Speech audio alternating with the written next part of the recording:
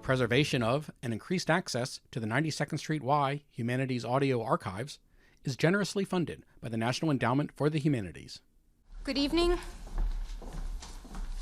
I'm Laura Kaminsky, Associate Director of Education, and it's my pleasure to welcome you to the Y for the final evening of our series on medical ethics, which we presented in cooperation with the Hastings Center, the Institute for the Study of Ethics in Medicine and Biology. For those of you who are interested in the work of the Hastings Center, there are brochures outside the hall which you can take home with you upon leaving. I ask also that you refrain from picture taking and tape recording during tonight's program. The format tonight is the same as in the previous two evenings of the series. Following Dr. Caplan's initial lecture, series moderator Dr. Rothman will engage him in a conversation in which they will discuss further some of the issues raised in the initial talk. The final segment of the evening provides an opportunity for you to pose your questions. Dr. Rothman will recognize you and will repeat your question if necessary for it to be heard. Our guest tonight, Dr. Arthur L. Caplan, is Associate Director of the Hastings Center, where he has been for 11 years. He holds a PhD in philosophy from Columbia University, has taught at Columbia's College of Physicians and Surgeons, and at the University of Pittsburgh. He is Adjunct Associate Professor of Philosophy at the City University of New York. In the spring of this year, Dr. Caplan will become Director of the Bioethics Program at the University of Minnesota. Dr. Caplan is the author or editor of 10 books, including Which Babies Shall Live, The Sociobiology Debate, Concepts of Health and Disease, and In Search of Equity. He has contributed more than 100 articles to professional journals in the fields of philosophy, medicine, and the biological sciences, and has, in addition, written for the New York Times, the Philadelphia Inquirer, the Los Angeles Times, and Newsday, and has been a guest on such programs as Nightline, the MacNeil-Lehrer Report, and the National Public Radio's All Things Considered. We're honored that he's here with us tonight. In welcoming Dr. Caplan, I ask also that we welcome back our series moderator, Dr. David Rothman, Director of the Center for the Study of Society and Medicine, and Bernard Schoenberg Professor of Social Medicine at the College of Physicians and Surgeons of Columbia University. Please join me now in thanking Dr. Rothman for his insightful, thoughtful, and informed moderation of this series, and welcoming him, who will speak for a few minutes, and then our guest tonight, Dr. Caplan. Thank you. I think the really good news for us is that we seem to have broken our 2-week losing streak in terms of the weather and finally have managed to have a good evening. I'd like to do again tonight what I had the privilege of doing the last 2 times, and that is bringing us back to where we were and moving us forward into where we will be tonight with Arthur Caplan's remarks. I think from a first session in which we spoke generally through Will Galen's efforts about the nature of bioethics, we last week, as you will remember, focused on the question of allocation of health resources, particularly with the aged. And there we spent the evening around what would be called, if you will, macro questions. How much of our resources ought to go into the field of health in general, and within health, how much ought to be devoted to the elderly. I thought the questions were important. I thought the debates that came out, both from my remarks and from the questions you were asking, were important. And that at the end, I think we did have a fairly good handle on the macro question of allocation of resources between health considerations and other considerations. Tonight, we move from the macro issue into the micro issue, allocation of health care services within the system now, and with particular attention to questions of who gets what within the system, and even more specifically, who gets what within the whole world of organ transplantation. It is certainly anything except a hypothetical issue. As I'm sure Arthur Caplan will be telling us, transplantation is a massive, at this point, enterprise with kidneys, livers, hearts, heart-lungs already present. There'll be soon pancreas, to say nothing of various eye. It's there, it is present. And yet, again, as I suspect he'll be telling us in some more detail, there are going to be shortages forcing decision-making about who will be the recipient of a transplant. The word that comes to mind immediately as one begins to talk about such allocation questions is, of course, the word triage. The word has its origins in France. More important for us, it has its origins on the battlefield. The question being, if a series of soldiers are wounded, who ought to be the one that the physician will treat first? The answer, I think, ultimately is relatively commonsensical and not very difficult to arrive at. You certainly would not want to give your attention to the dying. They would be beyond your ability. You would not want to give your attention to those who would be rescued or who would survive under any circumstances. Obviously, you will give your attention to those who will benefit most by your ministrations, who will benefit most by your intervention. And the battlefield situation, even in this quick nutshell description of it, doesn't present, I think, anything of high order. What's much more interesting is the issue of triage when it's off the battlefield, when indeed the very idea as to whether or not you are or are not in a triage situation raises itself. And you cannot, I think, as you can on the battlefield, make any easy kinds of decisions as to who will rate your services.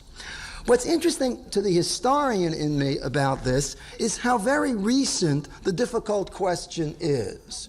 Through at least the 1930s, the question of triage in medicine, apart from this military situation, was almost non-existent in the sense that you did not have any technology or wherewithal that had to be allocated in a very immediate and ultimately trade-off situation. Even with the arrival of penicillin, where there was a brief moment in which there would be certain questions as to whether or not, when the drug was still in scarce supply during 1942, 1943, who would be getting it, the question, in fact, did not raise very much concern. Relatively quickly, the distribution was adequate, and there was very little agony in and around the issue of obtaining penicillin in its earliest days.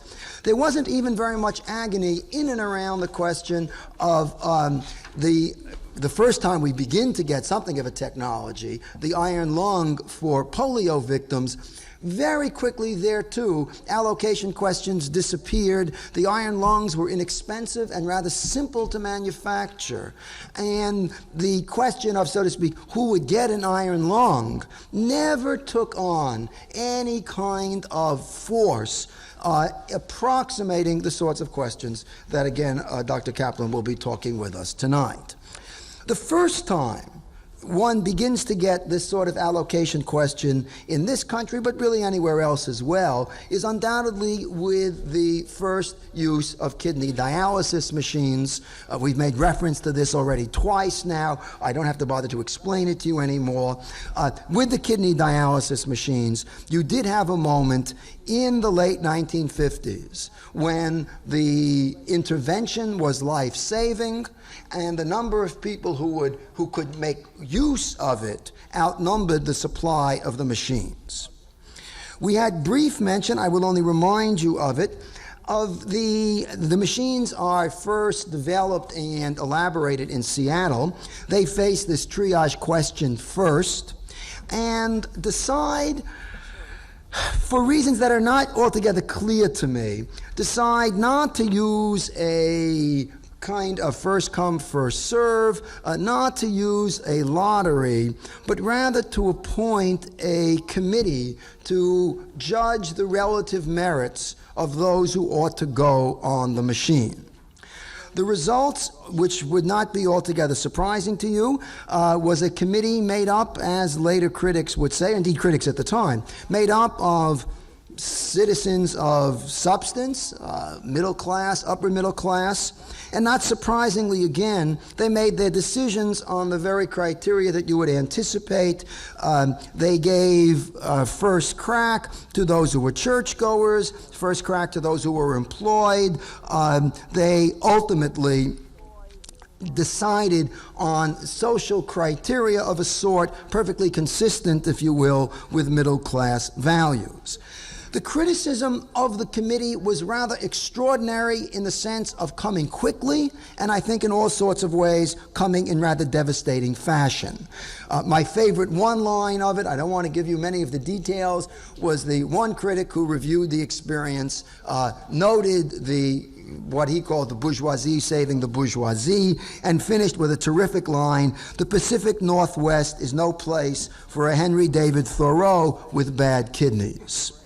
That kind of orientation, I think, underlay a very dramatic intervention on the part of the federal government, now criticized for costing a good deal, but at the time not criticized because it was seen as the alternative to this use of social criteria, and that was obviously bringing dialysis under federal reimbursement so that the number of machines, the number of centers, moved very, very quickly to meet the demand. It is now an intervention of dubious wisdom to those who look at the fiscal costs. At the time, it was seen as a wonderfully American response to what was, by all accounts, an extraordinary dilemma. Fortunately or unfortunately, the dilemma has not gone away. And though we have resolved at extraordinary cost the kidney dialysis issue, we are left with the whole area of organ transplantation, which is, and I will say very little more, this is going to be the subject of Arthur Caplan's talk. You have heard his credentials. I only need add to that in terms of organ transplantation, he has been wonderfully active, not simply in a research capacity, but in all sorts of ways as someone who has affected public policy.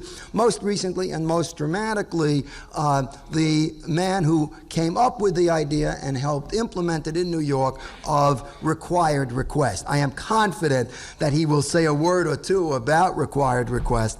It's a very interesting, very important innovation, and a good deal of the credit for it does go to him. So with that, let me turn to Professor Caplan.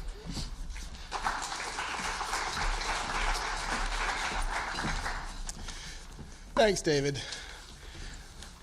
You have to permit me 1 minute diversion at the start of these remarks, because I did want to say something about David. He and I have known each other for some time, but I haven't had a chance to acknowledge something that I've been rather happy about over the past few years, which is I got interested in medical ethics because of Bernard Schoenberg, who the chair that David holds at the Columbia Medical School is named after. He was a psychiatrist and psychoanalyst at Columbia, dean of curriculum for many years. And I remember he came once to a talk hoping to hear Ernest Nagel, a philosopher of science of some renown at the Columbia College campus, and someone who was my dissertation advisor. And Nagel had the much admired habit of allowing graduate students to sometimes give lectures if they were teaching assistants for his course. And I was the teaching assistant for his last course, and he had announced that he was going to talk on a particular subject, and a lot of people from all over the school came to hear him, but he put me on. They stayed, some of them, anyway. And at the end, Schoenberg came up to me and said, you know, you have a background in genetics. You know a lot of science. We have a lot of ethical problems up at the medical school. Why don't you come up there and help us? And I said, well, to tell you the truth, I don't do ethics. it's not my field. I do philosophy of science. I was a well-socialized graduate student and knew better than to cross disciplinary boundaries. And he said, no, you don't understand. I know ethics is important. You may not know that, but we need you up there because we need a philosopher who can sell this stuff to the scientifically minded physicians we have. I'm not worried about finding someone to do the ethics. I want a philosopher who knows something about science. So my credentials for entering into medical ethics were that I didn't know anything about ethics, but that I knew a lot about science. David's, fortunately, come the other way. He knows a lot about the humanities, and it's just a source of great pleasure to me that he has been there doing such an able job at the medical school and really acting in a way that I think Dr. Schoenberg would have much enjoyed in terms of seeing the medical humanities being taken so seriously at that particular medical school.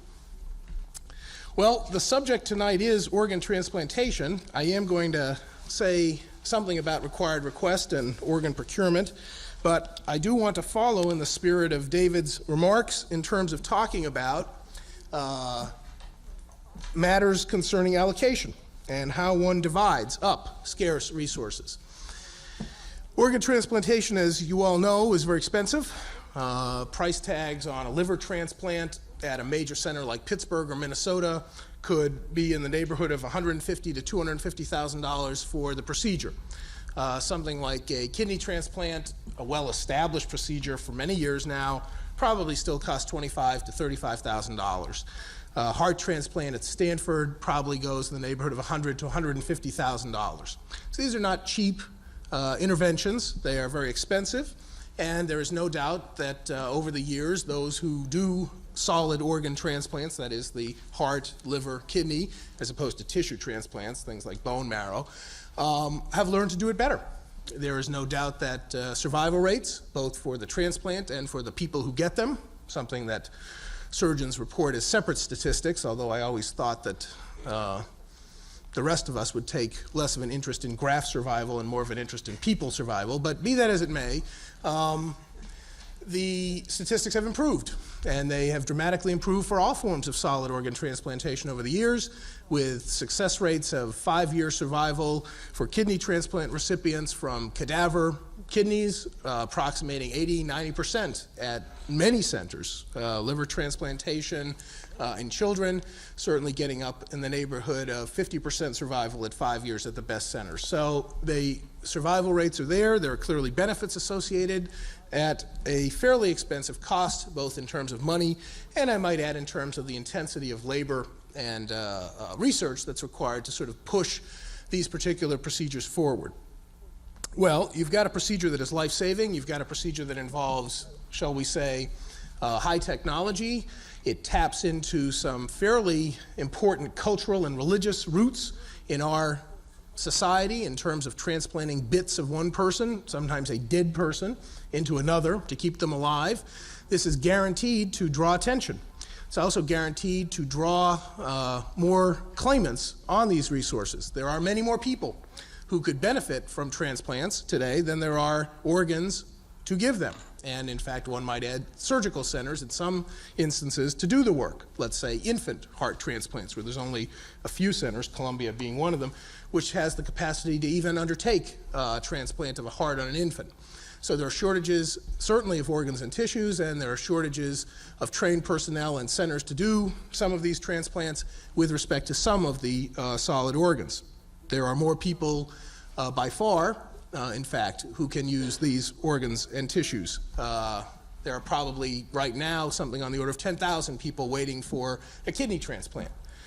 Some people believe the number might be much higher than that, and I'll tell you why in a minute, but there are at least that many. They're being supported on the machines that David referred to in his introduction, the kidney dialysis machine. For other forms of organ failure, where people's hearts are slowly failing or livers are failing, there are no artificial organs to support them. The waiting lists are therefore smaller, but it's estimated that at any given time there are probably 500 people around waiting in a given year for a heart or liver transplant, and there are probably at least 100 at this point who are willing to try an experimental pancreas transplant. The numbers would be bigger. Those people die because there's no way to keep them alive. So there could be more of them if there were artificial organs to kind of tide them along until they could be transplanted, but there aren't. So their plight is especially poignant. And there's certainly hundreds, possibly thousands of children who might be transplanted who aren't for want of both the organs and the expertise. Well, there's been a lot of discussion as a result of this problem between demand and supply about bias and unfairness and inequity in the methods that are used to allocate scarce organs to those who might benefit from them. We've heard reports in the media about foreign nationals coming to the United States and being transplanted because they have cash to pay. A center like Pittsburgh or Minnesota will require payment in advance for anyone to be listed as a candidate for a transplant in their programs. If you do not have the financial means to guarantee payment in advance, either from insurance or Medicaid or begging or bake sales or whatever, then you cannot be accepted for consideration. Foreign nationals have come and received transplants. The charge has been made that this has happened because they can pay.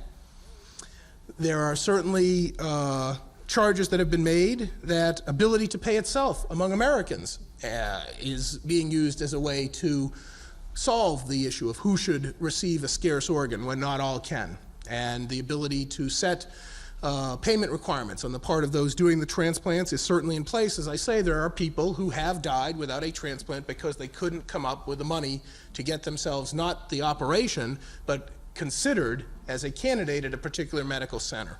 That's a known fact. We've also seen some poignant examples of problems with the distribution of organs with some of the recent events that have taken place by those seeking transplants in manipulating the media. One of the most ghastly exhibits in the history of television, I suspect, and one that David knows more about than I do because he was there, was the awarding of a donor heart to baby Jesse's parents by the parents of another infant who was brain dead, known as baby Calvin, on the Phil Donahue show. And it turned out later on that it looked like the parents had decided to make a gift of this particular heart to baby Jesse, the Loma Linda, California infant, because they had seen about the plight of that infant on TV. But there apparently was another child waiting, equally needy, whose parents hadn't appeared on the Phil Donahue show or anywhere else, who didn't get that organ. They were just kind of waiting their turn relative to the availability of organs. It's certainly the case that over the years, lots of people have mounted publicity campaigns. I've talked with many television producers, radio producers, who have said, I am so tired of running on I need an organ story that I won't do it anymore. I just can't keep doing these stories week after week.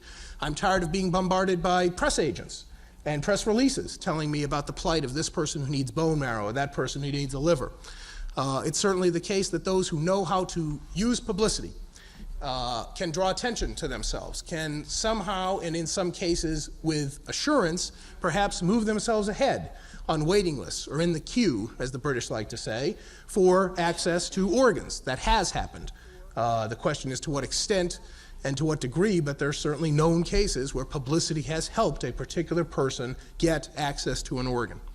So people who are mediagenic, as I like to say, those who are attractive to the media, like to talk on TV, are well-spoken, have pleasant stories to tell about their plight, don't mind having their picture taken and so on, might have an advantage as against others who are more private or who aren't attractive or aren't well-spoken or don't speak English or whatever, who don't come across as well in terms of exposure through the media.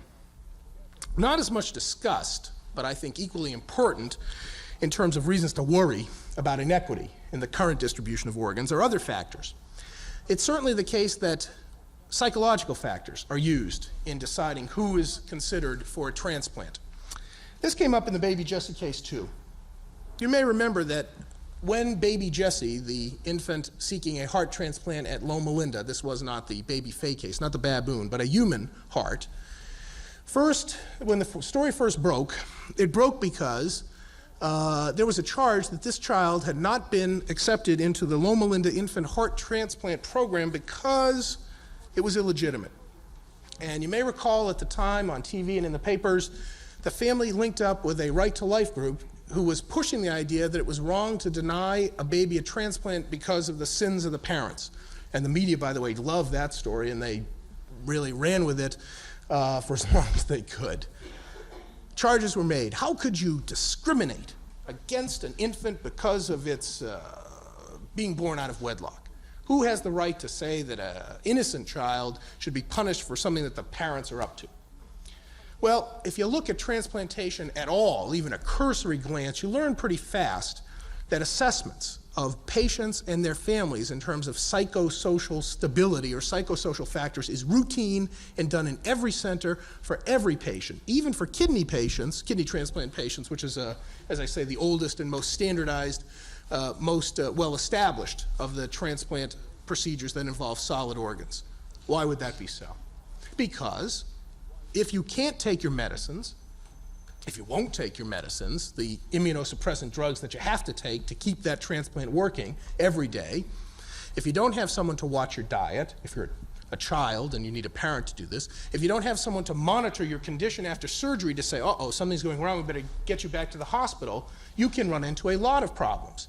And when you're dealing in the infant transplant area, which I would have to say, despite proclamations to the contrary occasionally by some surgeons, after 5 procedures is still relatively experimental. Excuse me, not 5, 8 procedures now. 8 attempts to transplant infant hearts, 1 baboon, 7 humans. You are dealing with a subject of research that is very demanding. The infant recipient requires very close monitoring and a very stable home environment whereby diet, the health of the infant and so on are watched very, very closely. And there are all kinds of caring and nursing functions that have to be performed by the family.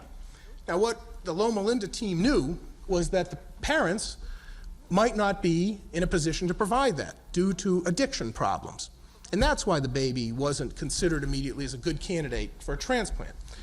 I'm not going to defend it right now, although I'll have something defensive to say about it in a little while. But the fact is that the criteria had nothing to do with a baby, it had to do with a family. Had to do with a family's ability to kind of act as a nurse or a surrogate healthcare provider for an infant that obviously couldn't do it on their own. I have to tell a sidebar story since David brought in dialysis. In England, if you looked at the distribution of access to dialysis today, you would find that age is used sometimes to exclude people from dialysis in some parts of the country. But you'd find something I think is far more interesting. If you look at dialysis and its distribution in England, you'd find that people who don't speak English and people who are orphans are at a distinct disadvantage to getting dialysis. Now, why would that be? Well, it's just the British, you might say. Snobby, as always. In fact, what the British are doing is they have committed themselves to the provision of dialysis at home as a cheaper way to do it than trying to do it in a center. But if you do home dialysis, you have to have somebody there to help you. And if you don't speak English, it takes a long time to teach you to do it, to take it home.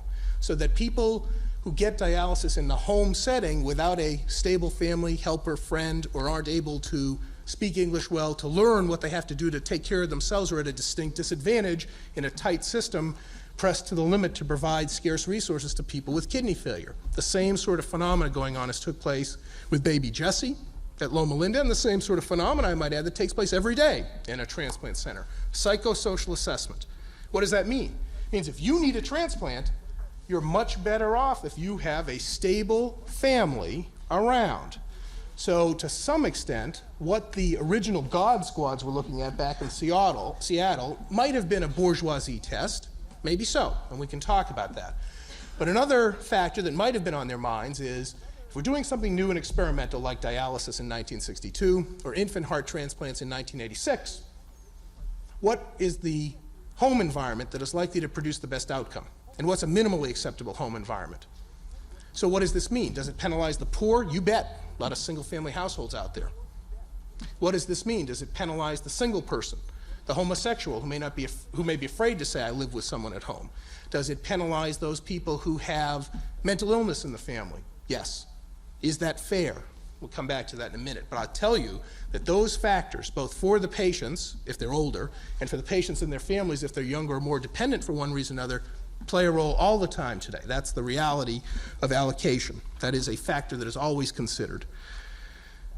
It's certainly the case that family comes in another way. I spent some time at Pittsburgh about 6 or 8 months ago, and one phenomena that I noticed in watching how organs were distributed at that hospital was that people who had nagging families did a lot better than people who didn't. And I will tell you, as is a truism of life, squeaky wheels get greased. There are more brownies brought to the University of Pittsburgh than to any other facility on the face of the earth. We hear stories told about the rottenness of Soviet medicine where graft is rife and people do things to win and curry favor with their physicians. We don't have a lot of that in the United States, but if you want to see it, go to Pittsburgh.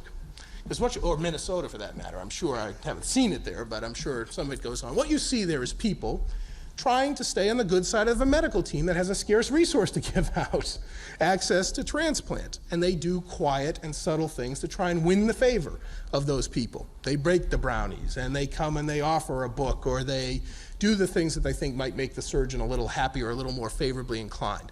Does it really work? Can you really bribe your way to a transplant through a Betty Crocker strategy? I doubt it, but what is true is that if you don't have that, and you don't have someone watching out for you and asking questions and pressing your case forward and saying, what's going on, doc? Are we going to get him a transplant? That hurts. I don't think the positive attempts to influence things in terms of subtle attempts to get on the good side of the healthcare professionals make all that much difference, but the absence does. If you have to go home, if you don't live near the medical center, this hurts.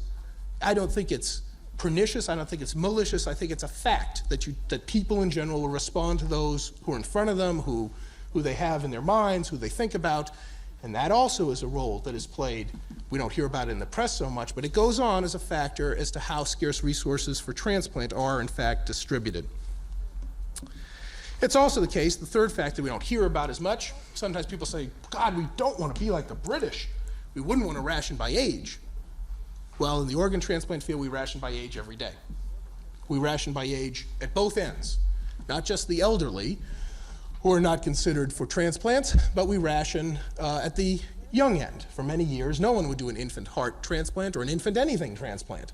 For various reasons, infants and children were considered too young to accept a kidney, pancreas, liver, and heart programs. Now, there's been an expansion in recent years at both ends of the spectrum, both down and up. But I can tell you that age still, at most centers, is considered as a way to allocate resources. And I would say unabashedly so. I don't think anybody hides it. I don't think it's a secret that that's what's done. But it's there. It's not the case that one has to travel to England or some faraway nation to see some triage or rationing going on in response to scarcity. Age is considered a valid factor to take into account in considering who gets a transplant. Well, why is all this a problem? I mean, after all, so the doctors do what they do, and the nurses and transplant coordinators and other people do what they do, and they evolve a system and they allocate. The problem is this: transplant is a weird area. Weirder than other parts of medicine, which are pretty weird anyway, but this is a pretty strange area because it depends upon altruism to exist. Because the only place you get organs is from people that give them to you. Can't buy them. We can talk about why that might be in the discussion. Government can't take them. That is, when you're dead, the government has no right, as it does in some countries, to come in and say, we seize these organs before we turn the body back to next of kin. In this country, public policy says individual choice will determine what happens to organs and tissues, and people have the right to donate, or their families if they don't indicate one way or the other, and the driving force is voluntary altruism. Therefore, any perception that the distribution of what is a gift is unfair will dry up the supply of the gifts. So the major reason to pay attention to distribution, aside from the fact that it's of interest to those who need organs and want to know if they're getting a fair shake, is that the whole system at present of transplantation rests upon the most fragile of foundations. Not profit, doesn't rest upon coerced state authority, it rests upon something that makes a philosopher proud, a moral value, altruism, voluntary gift giving. That's the core value that's there. And things that threaten that, things that make people feel, I'm not going to give an organ if they're going to take it and install it in the next Saudi sheikh to come here for a big profit, or things that make people feel, well, why should I donate an organ if they're not going to give it out fairly and equitably because they're penalizing people who are illegitimate or have mental illness or are handicapped or whatever. That really threatens the very foundation of the whole enterprise in a way that isn't true of nearly any other part of healthcare that I can think of, which doesn't depend upon this sort of altruistic gift to sort of set the thing in motion. It's certainly the case, too, that in the transplant field, another reason to be concerned about equity is the cost. We have to ask the question, is this a wise thing to spend money on? And how much do we want to spend here as opposed to other things we might be spending money on? A proverbial conundrum of health policy ethics here is, well, look, we can transplant all these livers and hearts and other parts, but isn't there anything we can do to prevent them from falling apart in the first place? And maybe it'd be cheaper to get people to stop drinking and smoking and doing all sorts of other pernicious things to themselves that cause their organs to fall apart. I mean, it's all well and good to transplant these things, but wouldn't it be nicer and cheaper to try and prevent the initial cause of disease in the first place? Good question, fair question, an equity question. What's the best way to allocate resources? Do we want to try and prevent future demand or trim it, or do we want to meet the here and now needs of those for whom it's too late to practice prevention and who have very real claims and have something else going for them? They are identifiable real lives, because the public health issue involves the promise of the possibility of reducing statistical demand at some distant future when all of us are living good lives and have moved to California and are eating sprouts all the day, or Minnesota, where people live a long time, or saying right now to people with liver failure and heart failure, we know your liver's stopped and we know your heart is not working, but you're going to have to die because we're going to sink our money into preventing that from happening to somebody 40 years from now. And the country in general hasn't been very good about saying no face-to-face, one-on-one to people in need, any more so than it is willing to say no to people who get lost on the top of mountains or fall into mines in accidents and so on. When there are real identified lives, the psychology, if not the ethics, is to rescue the identified individual. And I think David and perhaps some of you in the audience have seen that phenomenon in other parts of healthcare, where we rescue the premature infant while we have a harder time saying, well, how much should we spend to give nutrition to pregnant women? That's statistical, but here's the real baby with real medical problems. We better build a neonatal ICU and staff it so that we can save that baby. It's hard to preach with the same moral fervor about statistical lives as it is to get people to commit resources to identified real here and now people in need. The other reason to pay attention to the equity issues in transplant is, well, two more reasons, but I'll relate them for the sake of time. One is, this is still a relatively new field, transplantation. I've told you that it's getting better, the statistics are improving and so on, but the fact is, if you look at the liver transplant area, liver transplant rates with adults are terrible, relatively speaking. I mean, they're getting 50% survival at 1 or 2 years, and that's not a great statistic. The pancreas area is highly experimental. People don't live long with pancreas transplants. And even in some areas, such as heart transplants, where people extol the virtues of a 50% success rate at 5 years at the best of centers, Stanford, there are plenty of centers that don't get anywhere near that level of performance with their heart transplant programs. So if you hear a number like, well, 50% survival rates are now associated with heart transplants in adults, that's the Stanford figure. But what does it look like at County General or Humana for-profit transplant center? It may not look the same. I mean, they may not be doing the same level of success. There is still a lot of experimentation, a lot of unknown that characterizes both the surgery, the follow-up care, the drugs that are used, and so on to make this all go. The reason I mention that is we have an equity question because we want to know what sorts of resources do we commit to things that are not as well established as other things that we could be doing with the same amount of money. So if I know how to fix broken bones, or if I know that nutrition prevents prematurity if I feed women who are pregnant, how much do I want to sink to the learning curve of trying to make transplantation better? Lastly, a lot of this has been supported with public money. One of the things that I think people find somewhat disturbing is a lot of the research on cyclosporin and other immunosuppressive drugs that are used in transplantation, all of the surgical techniques, was underwritten in one way or another by federal funds, grants and monies that came out of the federal tax dollar base. And people say, well, let me understand this. Foreigners can come here and use American organs in American hospitals if they can pay, and they get access to things that ultimately were paid for out of tax money? You're trying to charge us twice. I mean, they don't even do that. You know, Ivan Boesky doesn't even do that. You make us pay for the research to develop the procedure, and then you're going to tell us we have to have $150,000 to plunk down to get it? I mean, that's double billing. I don't know if it's, it's bad business ethics, if not medical ethics. So there's a lot of question that comes in. Is it right to allocate using the ability to pay or access to resources of one sort or another in a system that has depended in great measure on public underwriting to get it where it is today? This isn't the only field by any means where that's true, that public monies have produced medical benefits which are then sold through companies or physicians or whoever back to the public, but it's an area where it seems especially problematic if you link it up to the first point I mentioned about the reliance on gifts to provide the organs to transplant. All right, what I want to do in the remainder of these remarks is talk about some of the moral questions. I've told you a little bit descriptively about what's going on, some you may have heard of and some you may not. What I want to talk about a little bit now, actually what I want to do is have a brief interlude to do some bioethics bashing. This is a fun subject for me, and it might be of interest to you, but since I've got the lectern, we're going to do it. In bioethics, well, not just bioethics, on TV too, you can see a lot of drama associated with the following kinds of cases. Who should get the scarce liver?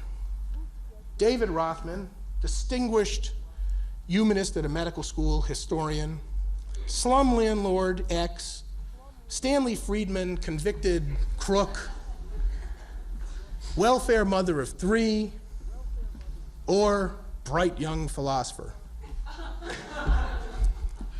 Well, I think that conundrum is popular in all the anthologies and textbooks of bioethics. It is popular in a lot of the teaching that goes on around medical ethics.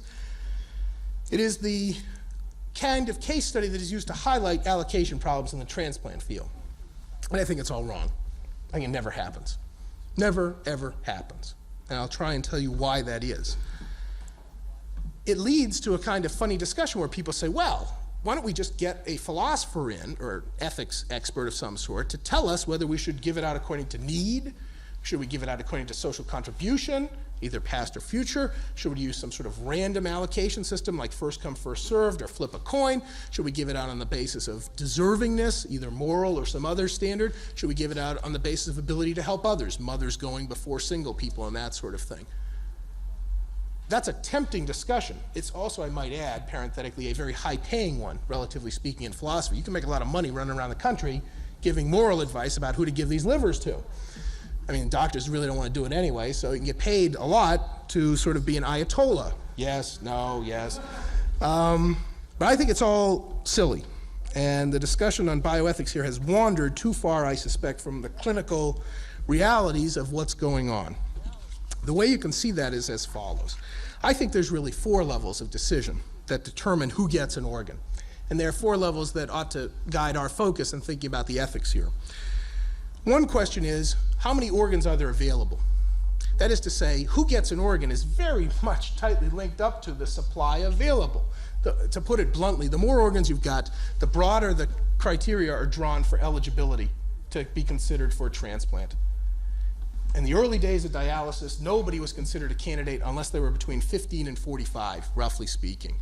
Today, you can be brain dead, you can be in a coma, you can be newly dead, resuscitated. Everybody can be dialyzed today. No one is beyond the miracle of dialysis in some sense. The age range goes from about 2 weeks to about 95. I mean, I know of one 2-week infant who's been dialyzed, and I know of one 95-year-old who's been dialyzed. There's almost no limit, but it's partly because there are more dialysis machines around.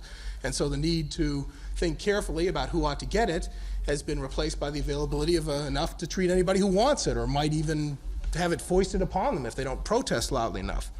So the supply of the resource is very tightly linked to who is considered a possible candidate for any resource, but it's really present in the transplant field. Secondly, we have to make a conceptual distinction.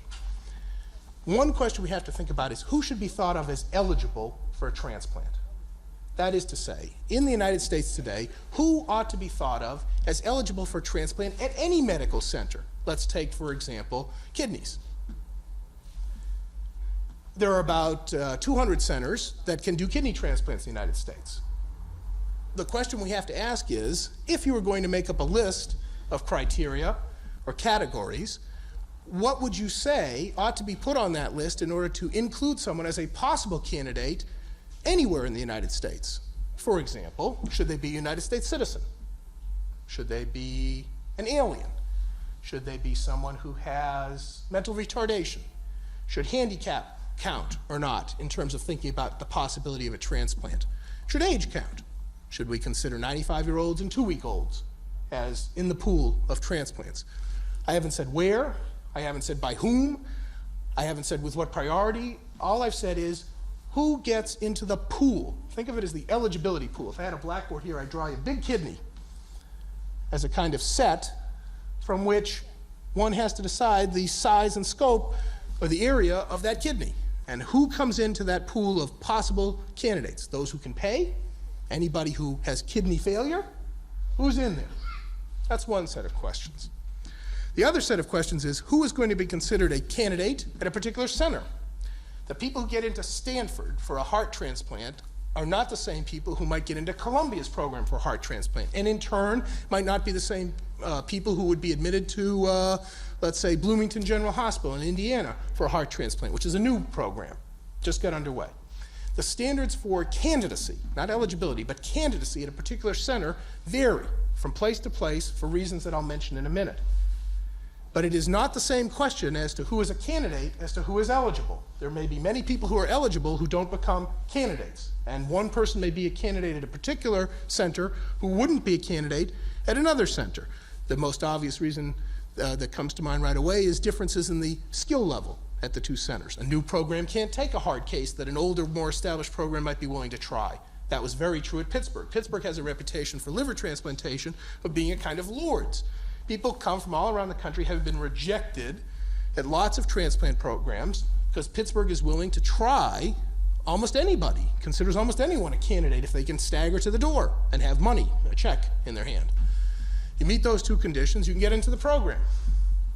That might be a little bit venal, it might sound a little peculiar, it might sound like they are practicing almost a sanctity of life ethic, but in some sense they think of themselves as the place that knows how to do the procedure better than anybody else. From the patient point of view, it looks very strange. I couldn't get into La Jolla, I couldn't get in at Tennessee, they wouldn't take me at Michigan, and now you take me. It looks awfully arbitrary. Why is that? Well, from the point of view of Pittsburgh, it makes good sense. They feel they've done enough tricky and difficult and unusual cases and complicated cases that they'll take a more challenging, a sicker patient than another center might. So I don't think it's all malicious that these kinds of differences in candidacy exist. But they are differences, and they are through the system. And that kind of dilemma of whether it's the social worker, or David Rothman, or Stanley Friedman who gets the liver doesn't pay any attention to this. It doesn't recognize who's eligible, and it doesn't recognize how people become candidates, in my language. The last step in this four-part step, how many organs are there? How do you become eligible? Who's a candidate at a particular center is who gets the organ at a particular center. That's the final decision step in what I would call a decision tree of allocation. Some centers take the sickest people first. Some centers have a policy of taking those they think are most likely to benefit or do well with a transplant. There are some value judgments present at that last stage, at the level of the philosopher's dilemma. Mrs. X, the welfare mother versus the President of the United States versus a journalist versus the philosopher. But you know what? When you get down to that last level in the United States today, that dilemma never arises. I don't want to say never, so let's say almost never arises. It is rarely the case that there are two people at a single center who can compete nose to nose for the same organ, because biology determines much more about who's going to get the organ at a particular center than anything else.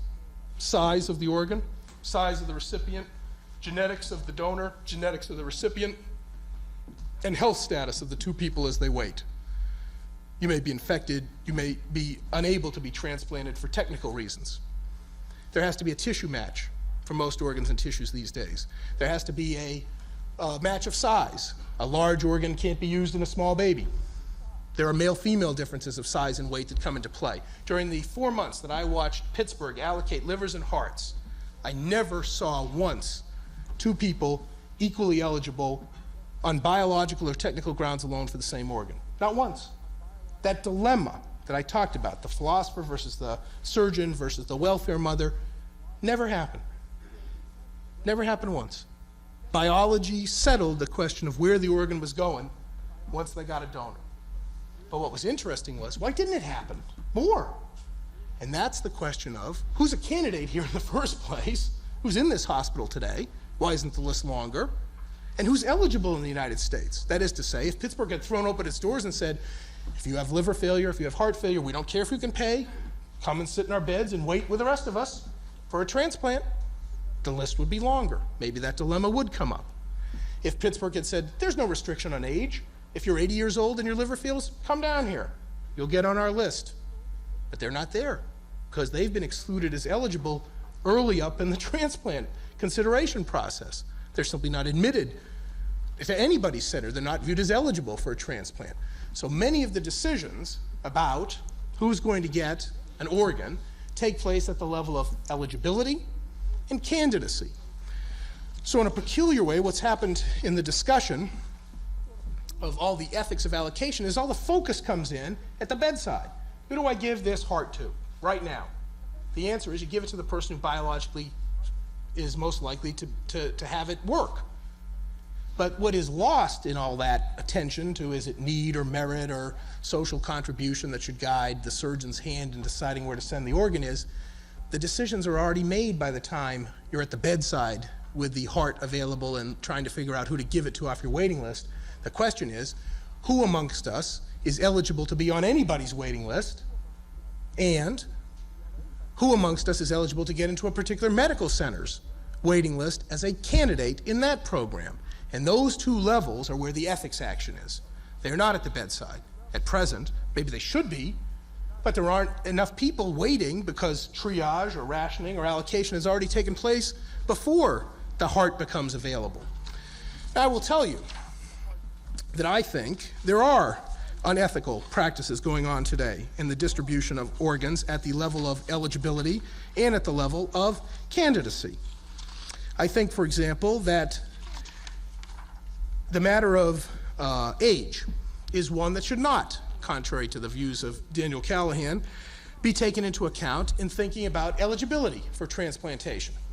I think if someone can benefit from having an organ transplant, I think they should be considered as a possible recipient. There may be reasons associated with age, diseases that come with aging, that would make one not a good risk for surgery or not likely to survive a transplant. But if one is a healthy 80-year-old and one takes a 40-year-old diabetic with multiple metastases from cancer, the 80-year-old might have a claim to being as likely to do well or more so than the 40-year-old. And I think there is no reason that has been advanced that I find persuasive to use age as a criteria for determining eligibility. That is to say, can I possibly get into some center? I don't think age should be used, and moreover, I think it's against the law. There is law all over the place. If I was an older person and I wanted a transplant, and I couldn't get into Tom Starles's program or John Nigerian's program or Eric Rose's program, I would go find a lawyer and I would say, you know what? We have all sorts of anti-discrimination laws on the books about age and handicap, and you're breaking them. And you got a federally sponsored hospital up there, and I hope to see that liver in my stomach next week. Or you'll see my lawyer in your office. Society has spoken about the irrelevance of age. We might change the laws, but at present, I don't think we should. I think there is no reason to use age for age's sake as a way to trim the eligibility pool, those considered possible recipients for transplants. I would say the same thing about handicapping condition, mental illness, and so on. I think those things are used. I do not believe that they are inappropriate to use in trying to assign priority amongst people at a particular center when one is waiting for an organ. That is to say, age might be a relevant factor if one had to make a decision between a 6-year-old and a 90-year-old. If the organ fit and was a biological match, which, by the way, would be a miracle. But if you could have such a situation where two people divided by decades were both possible recipients for the same organ, then I would think that age could come into play, because I think their efficiency and getting the greatest return for your investment of resources and so on is something that is appropriate, and quality of life considerations too would come into play in terms of the appropriate decision as to who to choose. But I would not use age to rule somebody off the list entirely, and I can tell you there are organs today thrown out because some of the people that might have taken them just aren't considered on anybody's waiting list. They're not viewed as eligible in the first place. Moreover, pressures on how many organs are available work in a very vicious circle back to the question of who's eligible. If you look at the donor question for hearts and livers, there are age limits in place now. Someone over 35 is not likely to be a heart donor.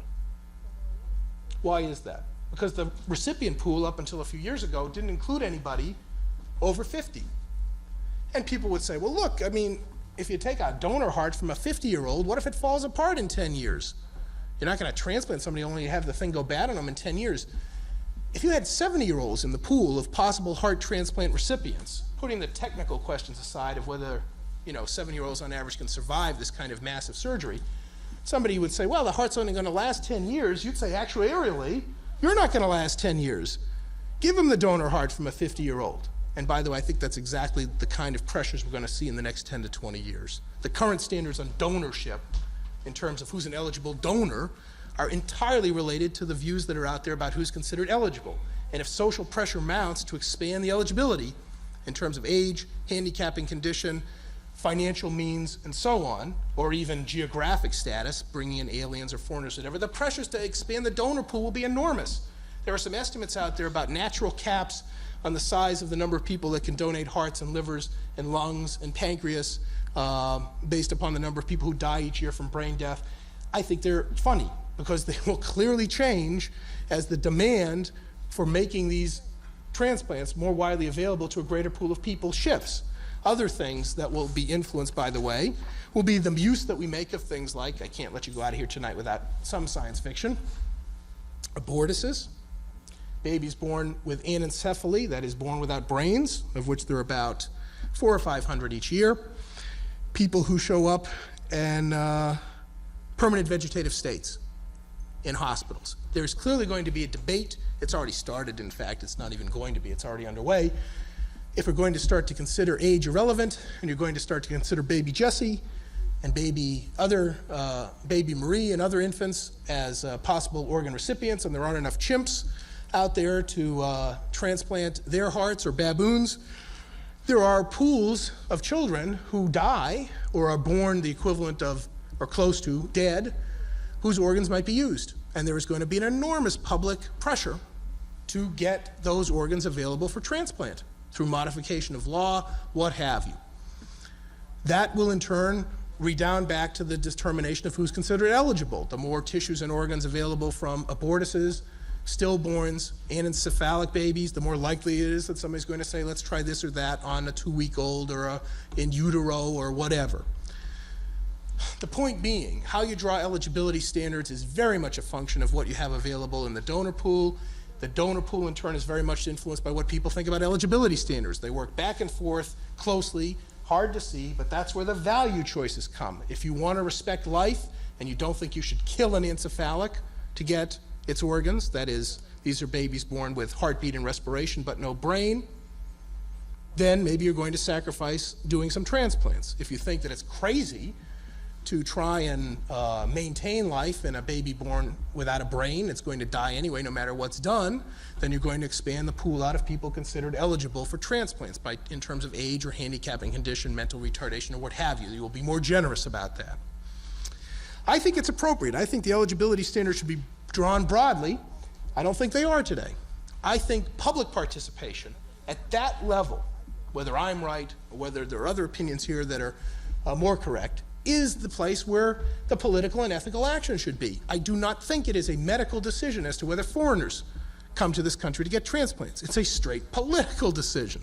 I don't think it's a medical decision as to whether a handicapping condition should take you out of the pool as a possible transplant recipient, unless you can say that it's the handicapped parents who aren't able to care for the child when it gets home. But if there's people that care for it and the child can do well, I don't think mental or physical handicap should be used as a contraindication, as is said, for transplant, but it is today. So that I think there is the place for public participation and input as to how organs and tissues should be distributed. It is not at the bedside with the surgeon holding the recently obtained heart, sort of hauling it out of the cooler. He doesn't turn around to everybody and say, okay, which one do you want to give it to, the journalist or the social worker? It doesn't work that way. At that point in time, biology is going to be determining where the organ is headed. What we can all have some input into is who's on the list either at that hospital waiting or who's on the list anywhere in the country as a candidate in any center. And we can make that a big group. We can make it a huge group. We can open our doors for the entire world to come here with organ failure and get transplanted. We can make it a patriotic group, Americans first. We can make it a group of the relatively likely to do well, you know, the relatively healthy are in there. We can make it a group that doesn't discriminate on age, sex, income, handicapping condition, and age. That's the way our public policy has been in other areas. I suspect that's the way it should be here too. So in conclusion, I think if we're going to understand the ethics of allocation, it's not the ethics we have to get straight, although we can debate that further. I think we have to get straight what the problem is. And the problem is that we're spending too much time worrying about this particular case or that particular case as the subject of who's going to receive an organ at a particular time. And I'm saying that ironically, that's the place where technical, medical, scientific facts play the most role. It's at the bedside where biology and medical expertise know best who's going to do well or be able to survive a transplant operation. Where things are much murkier is in the determination of who's a candidate. How did you get into this center? Are you doing research here? Are you an established program? Do you know what you're doing at all? Are you trying to sell a service because you want to make a profit? And how do you get into the eligibility pool in the first place? Are aliens in? Are people who are immigrants in? Are foreign nationals in? Can we ship organs overseas? What about age? Those are straight political questions. And we don't have a very good system, and haven't in this country, for distributing organs. It's basically been the greatest mom and pop operation of all time. Individual hospitals have sort of set up their own criteria and standards as to how they're going to operate. Some centers have moved toward more risky policies, some have been conservative. I think that era should end. I don't think it should have gotten started, but I think it should end.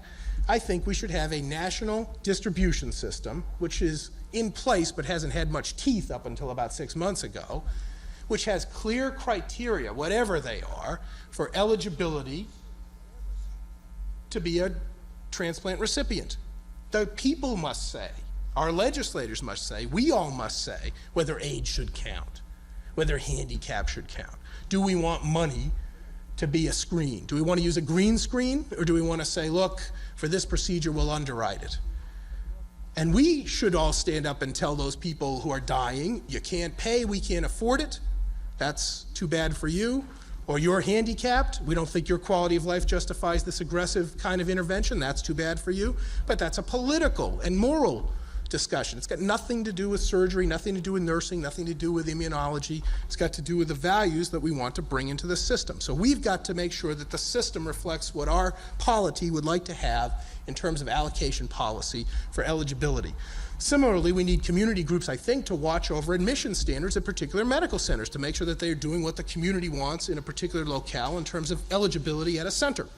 Those are the places where public participation, medical expertise, medical ethicists, lawyers, whoever, should be involved trying to set out moral policies, moral norms for what's going to take place at particular centers. Should the policies be the same from place to place? I doubt it. Not all places are at the same level of expertise.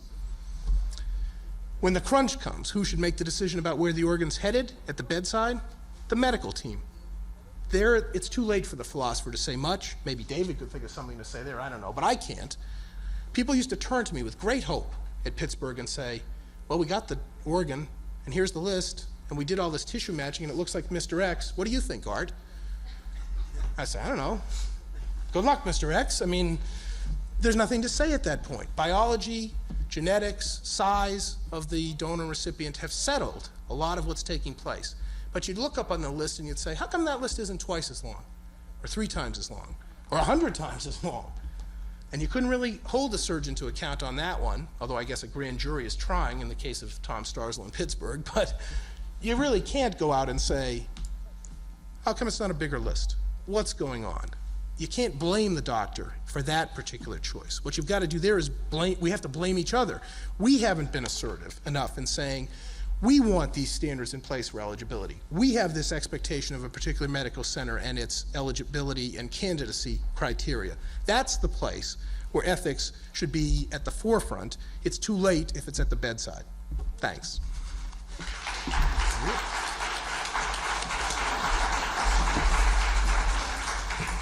That was terrific.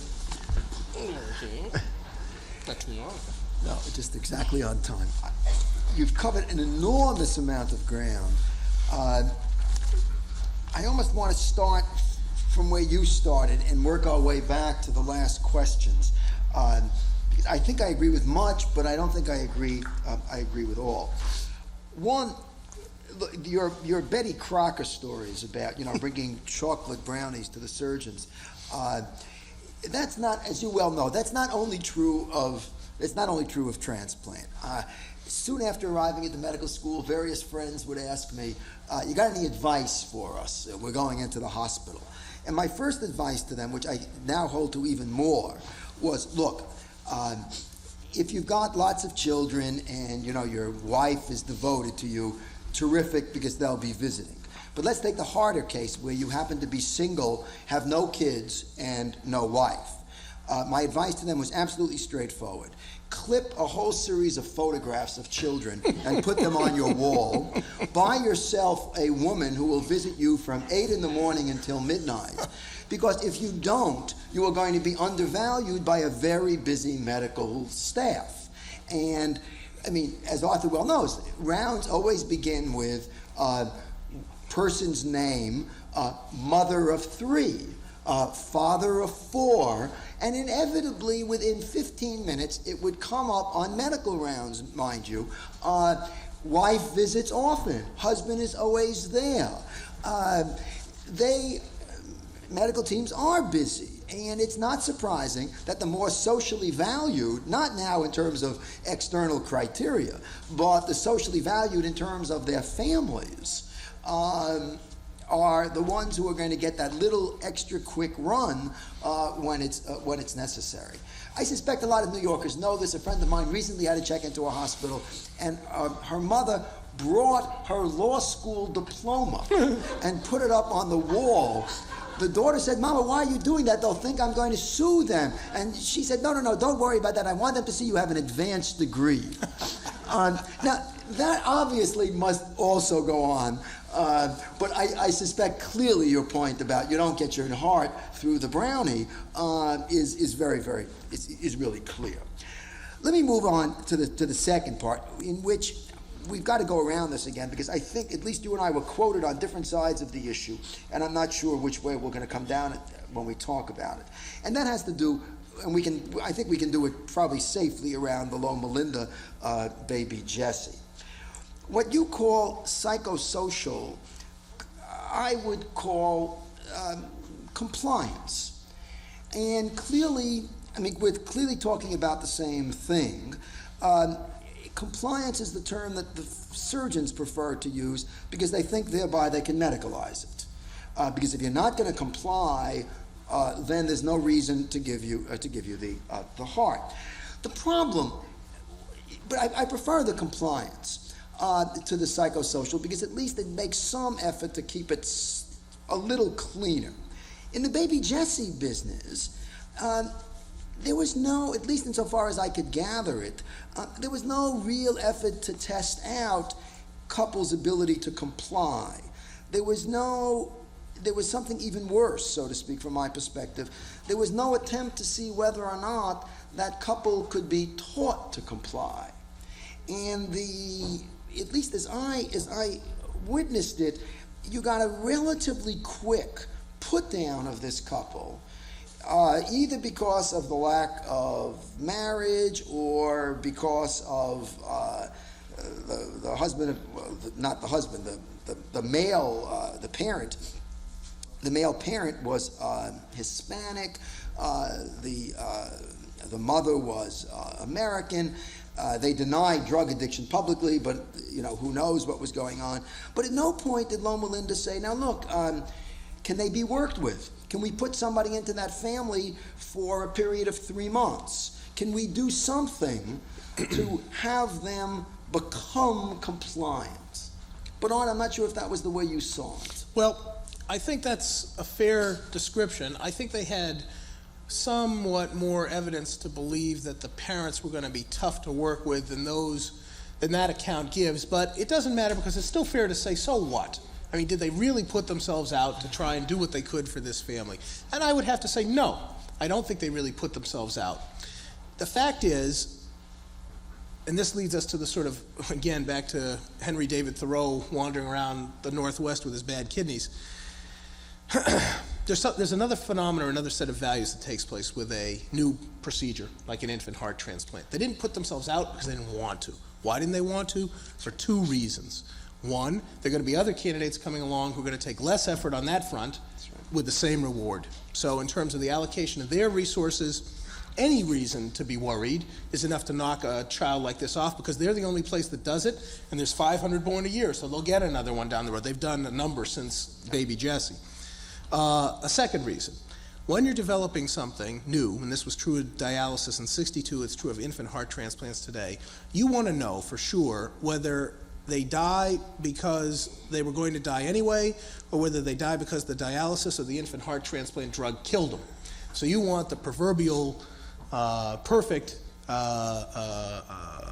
goal or holy grail of science. You want the cleanest data sample you can find.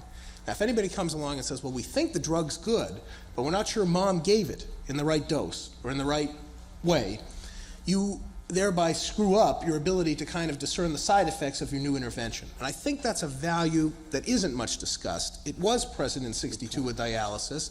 It's present today. It may not be one that we want to tolerate. I'm not saying we have to accept it. But the fact is, in experimentation, you strive as hard as you can, not only to succeed, because if you're not succeeding, you're not getting money and things aren't going forward, but you're also not able to control the experiment in a way that you can figure out why are things going badly.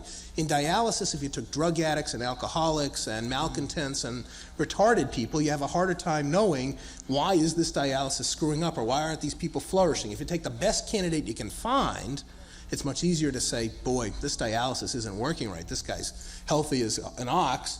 He just got bum kidneys, but look, now he's got metabolic problems and he's got neuropathy and this is wrong and that's wrong. So I think that's what leads them to sort of be quicker than we might think ethically advisable. Again, I don't defend it, I just explain it, because one might still say, look, I don't care about your research. Treat every baby equally, and that's what we as a society want. We'll take the cost and speed of research in fairness of access to the procedure. And I hear you quite clearly descriptively, not normatively. By the way, just to go back for a moment, because the Seattle experience is so formative in this, the Seattle, by one fluke or another, the Seattle experience was very closely studied by a very eminent medical sociologist, Renee Fox, for those who follow this literature. Fox makes nowhere that at least I can remember any reference to, in terms of her transcriptions of this, God committee, there seems to have been indeed, the God committee itself seems not to have been particularly selected to be able to make those, quote, scientific judgments. There they seem to have assumed that the procedure was fine, and the only question was who was going to get on. I didn't hear in the Seattle, at least so far as I've been able to read the Seattle literature, the science part didn't seem to play, at least overtly.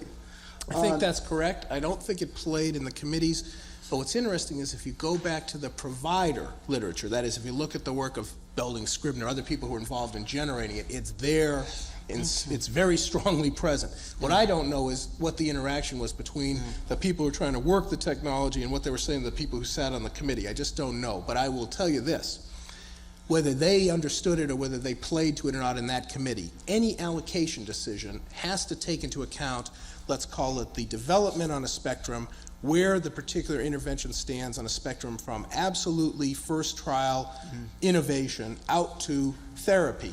And to push it on that spectrum, you've got to make some value choices about research values. Controlling the experiment, being able to pick up the side effects, how fast you need to go to succeed. Look at the artificial heart program today. They're begging to get healthier patients. The ones they get, they say, are too sick. They can't study the heart with these level of sick people. You remember there's a famous quote, Dr. DeVries said at one point, this heart worked very well, it's just the patient died around it. Well, I mean, in a sense, you know what that means. He's not that cruel. What he's saying is, I can't study, if you only let me use people at death's door to stick this device into, how am I going to know whether it's the heart that kills them or they would have died anyway. It's that value's there. It's there. But you always got to be very careful. My favorite line when I heard DeVries that came back to me was when talking to a prison warden about the absolutely wretched prison he was running.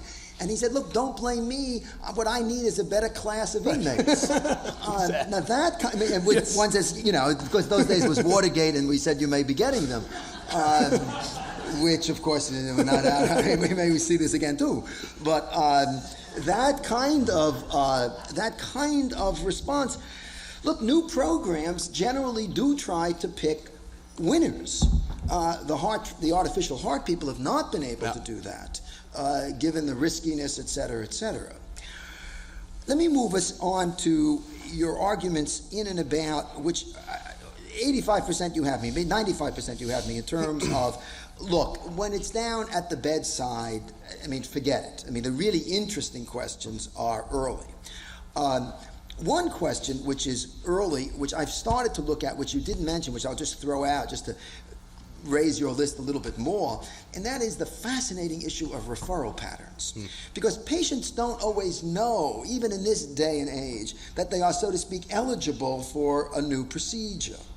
And the referral patterns may have a lot to do with who ends up on the list as it now stands. You know, I think that's very true. I didn't say anything about that because I don't know anything about it, but if you watch, at least peripherally, where the people come in from to the centers, you can see that the distribution is not representative of the incidence of organ failure around the United States. There are old boy networks. There are people who are up to date and with it in terms of recognizing somebody early enough as a transplant candidate to refer them down to a center. It's there. You're right, and that's a good point. I just don't know enough about it to sort of get beyond it, but it's there. I'm not, you know, I mean, it may be that, you know, something else is going on as well. I mean, not simply old boy network. Patient X is a very heavy smoker. Yeah. I'm not Screened sending off. him along. I'm not sending him along. Patient X, who, by the way... Too old. Too old, clearly.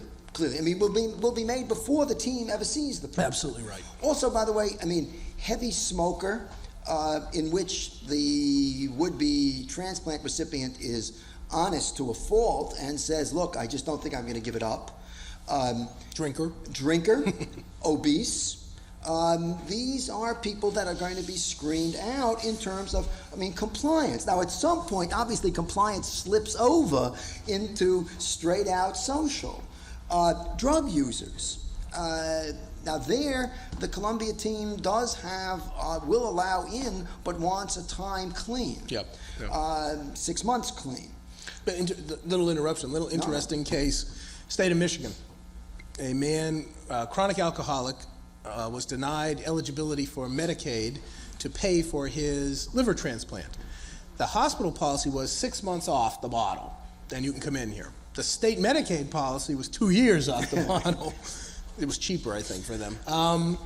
He sued and he just won. He just won. Okay. So that the 6 months standard? He said the 6 month standard is the standard you've got to use. Don't tell me, I don't know where you get this 2 year standard. Where's this coming from? They said, well, it seems to us reasonable. He said, I don't care. I think the provider should set eligibility on that. But yes, those factors are playing there, and screening like that goes on. Okay. Now, one of the most interesting of the criterion used, and it's very complicated, and I'm really interested in your opinion on this. At least in the world of heart transplants, you may have left an impression, which at least in the world of heart transplants, as I've seen them, is slightly more complicated. You will at this point, and at most teams, have perhaps 8 waiting per blood type. So you'll have 8 A's, 8 B's, 8 O's. For reasons that are completely mysterious, by the way, the organs are not evenly distributed through the blood types, and O, for some reason or other, which nobody understands, is a loser. I mean, just absolute mystery why O's don't come up. But you do have these categories. Now, if there's 8 in each category, you will again get a weight distribution. And now, leaving aside pediatrics, which will be going off on another, often will be done in another area. And the weights will vary. They're not, I mean, one is not looking for an exact match, but within 30, 40 pounds as a kind of a weight, it really is an index also of size. Now, some teams will rank the 8 in order of arrival, wait your turn. But then if you are number 8 on the list and you enter a crisis, you come back, most of these people obviously are waiting at home. You come back to the hospital, you're put in the intensive care unit, you're on, very heavy medications, dobutamine drip. Maybe you're on a balloon because you're really going. At that point, you bump the list.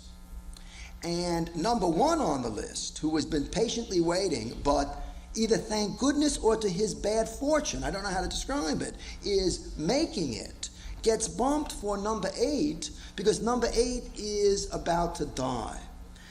Now, many of the teams will use that as the determining influence. And you will ask the teams, but now look, what you're doing is forcing everybody to deteriorate before you transplant, the response to which is, well, but look, I'm not going to let somebody die because he's number 8 on the list when number 1 can make it. Art, I've watched this, I've talked about it. One gets back a very quick, absolutely reasonable medical response, which is, I give it to the dying before I give it to the living, and yet there's an inequity. That's the wrong word. No, I think there may be a sense of unfairness. What's your sense of that? If you were called upon to make that decision, so to speak, or to give counsel on that decision. Let's add a couple of other items in here so that you can really get the sense. I didn't mean to say there were no ethics at the bedside, but David has now articulated the central conflict of ethical norms. It's the policy of, do you do it on the basis of need, meaning life-threatening medical need, versus need for the transplant, versus efficiency. Do you use the organs where they're most likely to do the most good? And by the way, you can find centers that go against the Columbia policy and go with the efficiency standard. They let them die at 8 and they transplant 1 because they think they're likely to do the best. Here's 2 ways in which this comes up in a very real sense. Number 1, artificial heart recipients when the artificial heart is used as a bridge, go automatically to the top of the list. Not only for transplant, the surgeons are now so afraid to keep the people on the artificial heart for any length of time because they worry about strokes and other complications. They want to get them transplanted quickly. This has the weird result of producing the following hijacking of the transplant list. Right. I'm willing to be in an experiment. Maybe I'll get a heart faster that way. Put the thing in and I'll go up to the top of the list. You don't save any more lives, I might add. You just change the identity. Right. The other... By the way, just bumping, when you go up to the top of the list, you will generally get a heart within a week. Yeah. If you're a quote in the old numbering system, if you become not a 1, 2, 3, but a 9, at that point the likelihood is very great that you'll get a heart within a week. So if you're on a machine, you're absolutely right. 2 other ways in which this happens. 1, some centers do retransplants. Things go wrong. The transplant fails. The person is there. Now, the retransplant rates of success for livers and hearts are lousy. Whatever the poor rate is with the first shot, the second shot is the pits. I mean, it might be a 10% survival rate on liver transplants, second try. It's really bad. Up they go to the top of the list. Now, in that case, there's something interesting going on which complicates this picture of do you go with need or efficiency, to put it that way, which is to abandon people. Because here you got a situation where, never.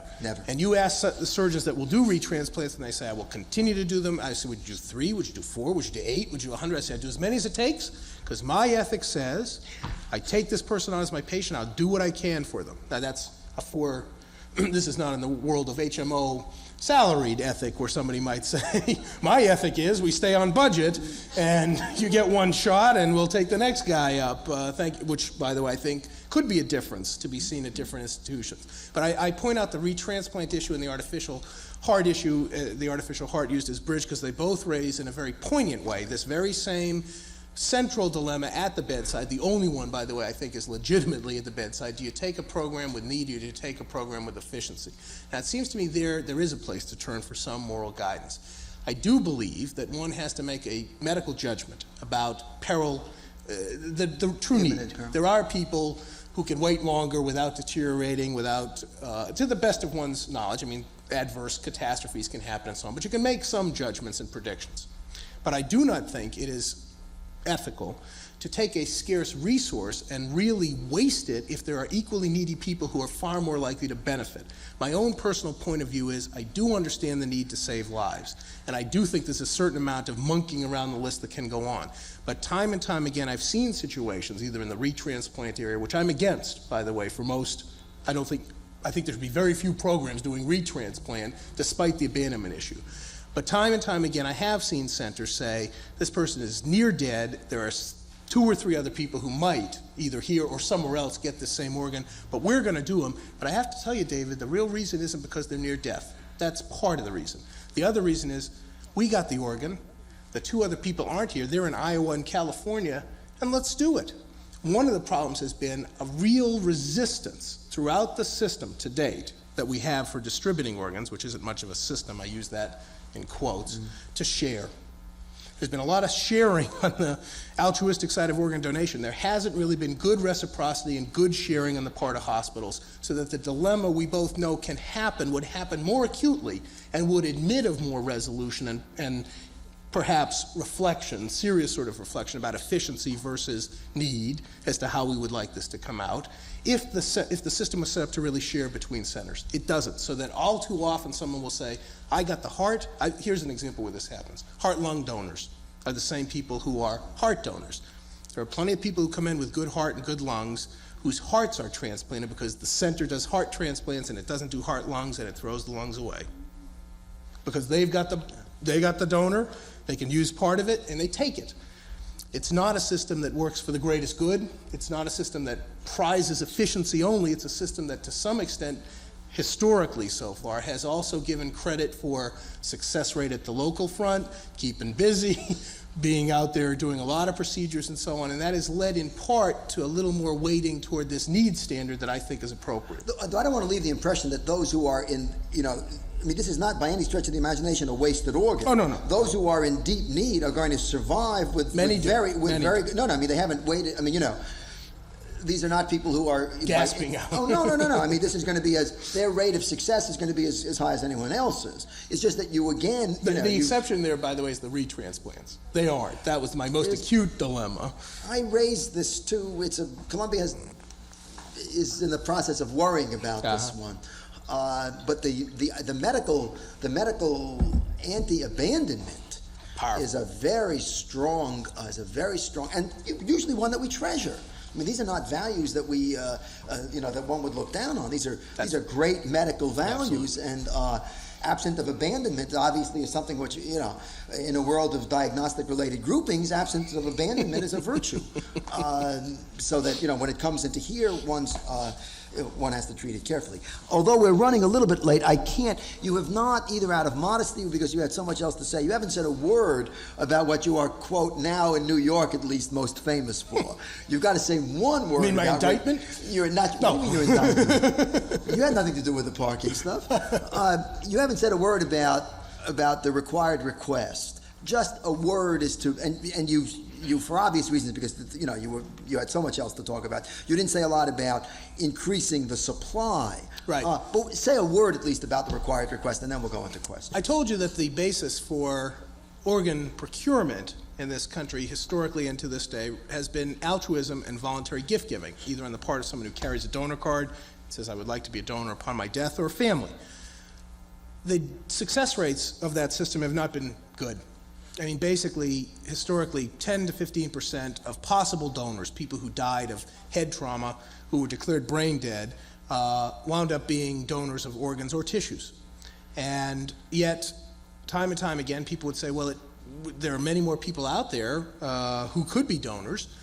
And I think there was a tendency, I haven't said this before publicly, but I really believe this. I think there was a tendency, and to some extent it continues, to blame the victim.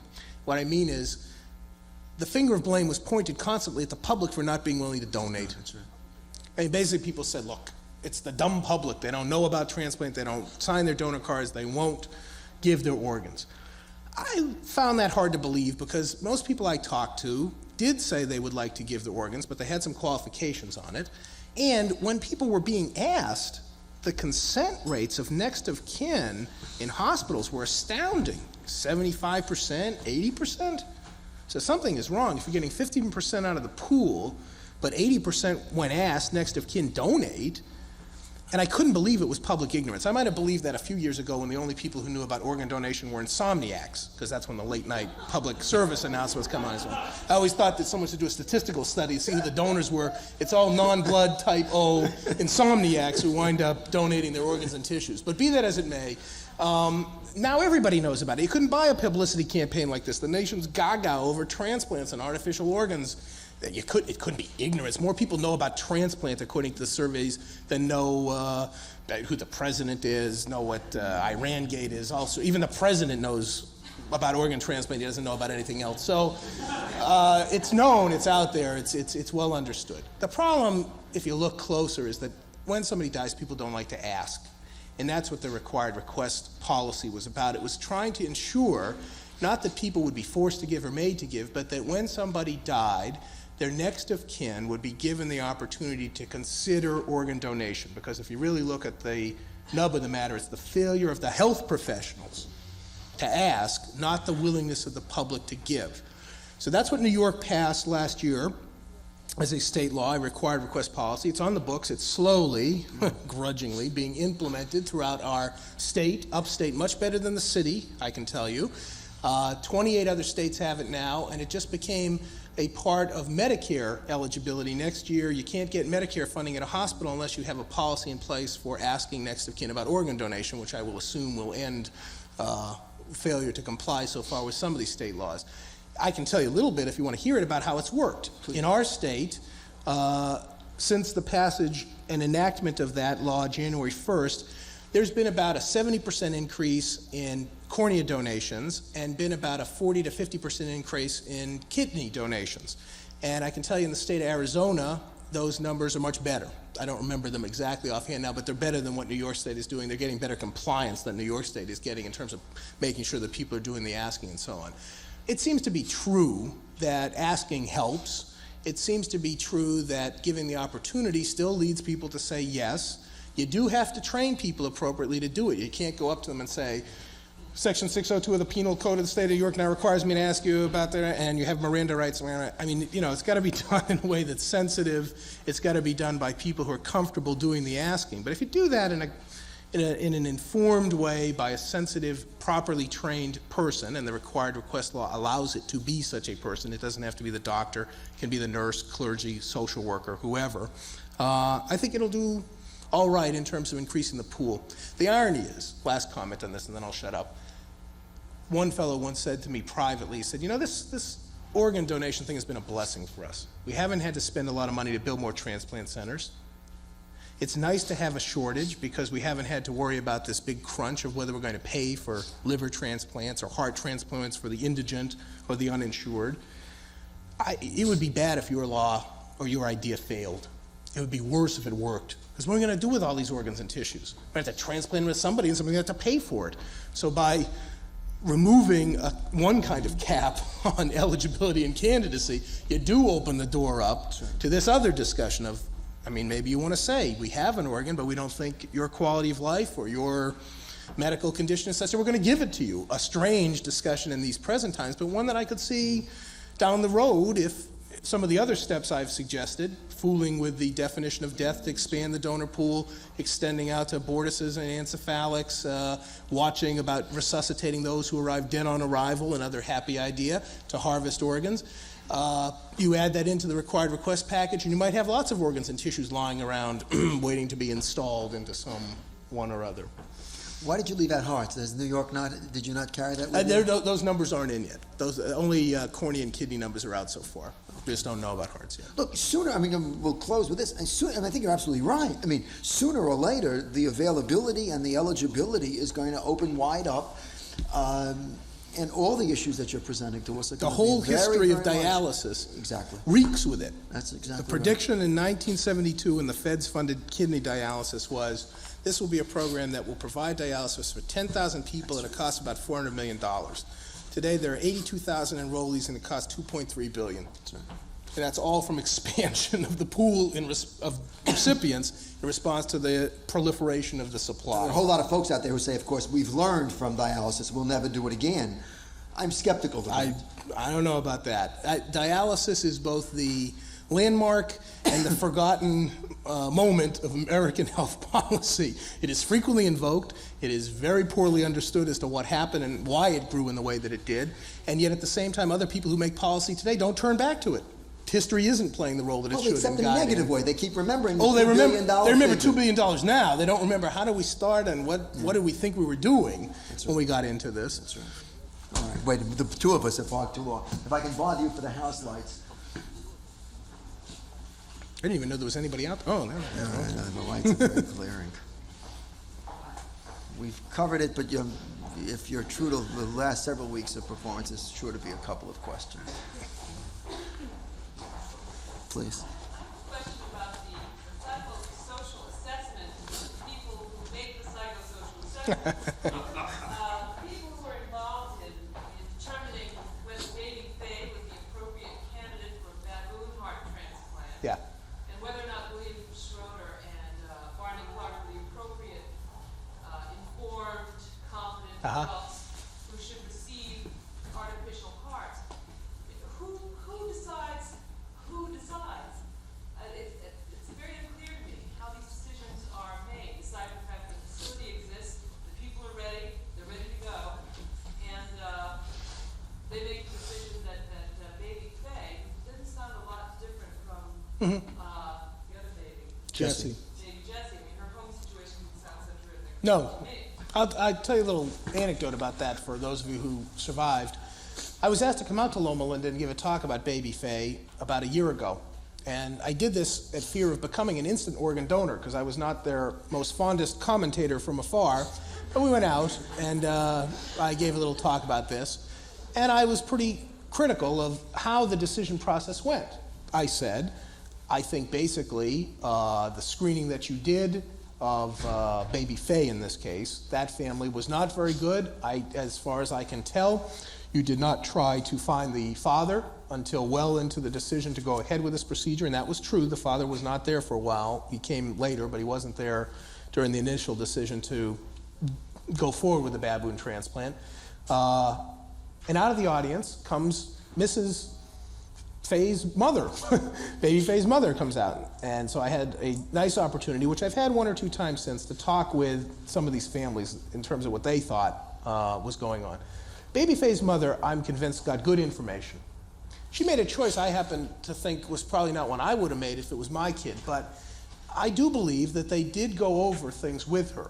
It was interesting that when the press couldn't find out who Baby Faye's mother was, remember the desperate effort to find out who was Baby Faye's mother? They went through the town of Barstow looking in bars to see who Baby Faye's mother was, and they kept saying, do you know Baby Faye's mother? And say, yeah, she comes in here all the time, gets loaded. Yeah, we know her. Good girl, yeah. Well, she looked like she was a raving idiot. When I met her, she said, you know, they explained to me this and that, and I was very nervous and I was very confused. So what I did was I brought a tape recorder with me so I could tape everything that Dr. Bailey told me and then play it back later. Well, I want to tell you, I've been doing medical ethics for 11 years, and I've seen the doctor a couple times, and I don't bring any tape recorders with me, never thought of it. Good idea. This is no dope. This whole depiction of Baby Faye's mother as a kind of, motorcycle club queen or something was just pure fantasy. She was sharp, asked good questions. I think she was very well informed. I think she knew that there were alternatives and options available to her, but she kind of thought about the risks and the possibilities and decided to go ahead. It is clear to me in that case that the decision as to who did the screening was entirely in the hands of Dr. Bailey. And I have to say that I think in a lot of instances, the bedside decision, who's needy, are we going to go with need or efficiency, or what role will abandonment play, is done by the surgeon. It's a lot of talk, a lot of team participation, but that surgeon at the bedside answers the moral question at the bedside of his efficiency or need going to triumph, or does that screen. If you take it out to the artificial heart, there are other groups that have become involved. There are institutional review boards or human experimentation committees that have had some say in subject selection. At Utah, there was a man involved as a kind of experiment monitor who talked to Dr. DeVries about the selection of candidates. In a program like UMANA's, there have been officials present at patient selection from the publicity department. There was a provision in the informed consent form there that said if you can't take pictures of you, you're not going to be in this experiment. There have been people present from the business department at patient selection rounds at Pittsburgh That is to say, checking. Is this guy really solvent? Did you do the credit check on him? He says he's going to put this on his master charge, the $175,000. Is he good for it? That sort of thing. They get involved too. There are groups of people, but they are by no means publicly accountable, publicly scrutinizable, and they really don't get any guidance from the rest of us about at least what they should be thinking about. And that's what troubles me. Not that there aren't other inputs. Most of the time there is for these candidacy and eligibility questions. But it's hard to hold them to account, and it's hard to know exactly what's going on. And I think it works to the disadvantage sometimes of the transplant community. Situations like baby Jesse come up, and people do go around saying, those creeps, they won't transplant bastards. I mean, they really won't do illegitimate babies. It's not true. That's right. Whether the description is compliance or psychosocial, it wasn't true. But because they were so secretive and almost so afraid to let anybody know what they do or how they do operate, they make themselves unaccountable, and therefore they breed this kind of distrust. Absolutely right. I can say from personal experience that I think that transplants in some ways select themselves. And I was very interested in what you said about the pearl pack. My husband did a heart transplant at 42 years old, and he was in congestive heart failure. And the point that is so frightening when I think of it is that I hear every day of people who are dropping dead for no apparent reasons, and they say, well, I probably had a heart attack, a little arrhythmia, this, that, and the other. I found in my situation that if I hadn't had a membership in a medical library, a friend who was the dean of a medical college, if I wasn't that education, the ability to hear what the doctors were saying, to press them to say more, when they wouldn't tell you, when they would say things like, this is not a benign condition. What do you mean? What is a cardiomyopathy? How do you spell it? That I would be surprised if there weren't a great many people who could utilize the operation who are not who can't select themselves because they don't have the benefit of an education or access to people that do. Now, when you say that this woman had a tape recorder and was going about it in a systematic way, I think that's tremendously important because unless you're willing to press the doctor to tell you that that's what's needed, in some cases he's not going to tell you that until it's too late. Yeah. Well, it's absolutely true that those who are educated and those who have the time and those who have the resources and maybe the social class can, in fact, work the system to their advantage to both find out more options than others might have available and so on. I think one of the things we have to understand, however, is that economics and qualifications for insurance and so on play a tremendous role up to this point in transplant. They do in other areas too. What you say is true for all sorts of resource allocation, but it is also the case that you should be articulate and aggressive and read books. And if your Blue Cross plan in the state of West Virginia doesn't pay for liver transplants, you've got a problem. And if you belong to the Valley HMO up in Western Massachusetts and they don't cover transplants because to do so, to pay for one heart transplant would break the plan of 10,000 members, since it's a small pool, you have a problem. And if there's no catastrophic health insurance plan in the United States and you're uninsured because you're a house painter or you have private income and you don't want to pay Blue Cross premiums, you can be very well informed and you can have a problem when it comes to finding out about transplant. Yes, the education and the advocacy and teaching people to know their rights and to be aggressive and ask questions and so on, that's very important.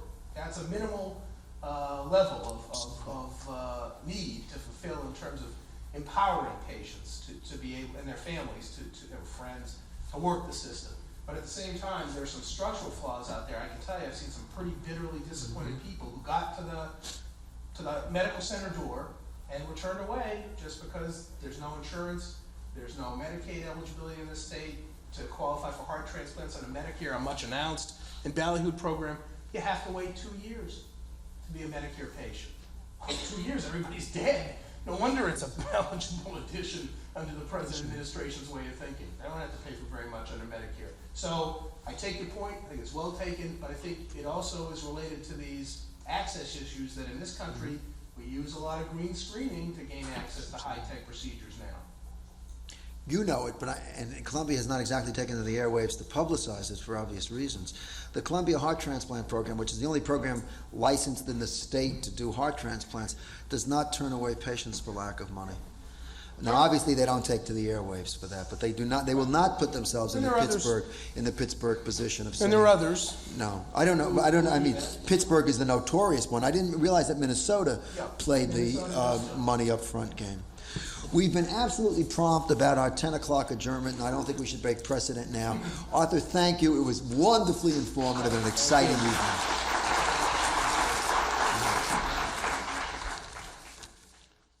Thanks for listening.